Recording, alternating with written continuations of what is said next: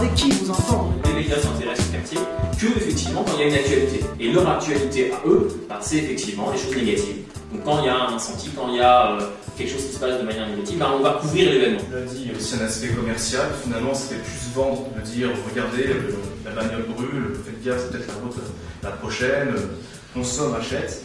Effectivement, aujourd'hui, j'ai l'impression qu'on en fait plus un outil de distraction massive, que ça soit le regard qu'on pose sur les banlieues, que ce soit le regard qu'on pose sur le monde.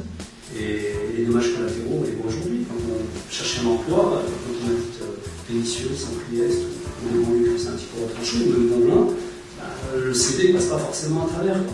C'est plus forcément la banlieue en tant que zone populaire où se concentre une certaine pauvreté, des problématiques économiques et sociales, et on a dérivé vers la question plutôt ethnique, où finalement la banlieue c'est l'endroit où se cachent des moultes, Mohamed Merah, etc.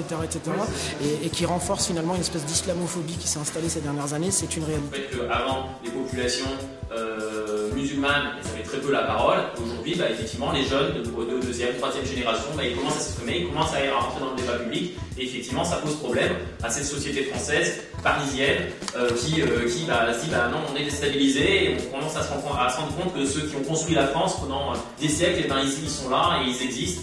Qu'aujourd'hui, les travailleurs maliens qui construisent l'immeuble dans lequel on vit, ou les gens qui ont reconstruit Lyon, et je pense qu'il faut lire François Fanon et le syndrome du colonisé, et ce qu'il a fait ici sur justement la population maghrébine habitant à Lyon, je pense que là, ça nous permettrait de repenser pas mal de choses. Mais est-ce que l'objectivité manquante chez les médias dominants se représente chez ces mêmes médias alternatifs? Par la suite, en 2009, a été créé Esprit Critique, une structure qui veut donner les moyens aux jeunes de pouvoir s'exprimer, donc donner les outils, pouvoir dire aux jeunes, vous pouvez créer des blogs, vous pouvez créer une télé et proposer une autre information.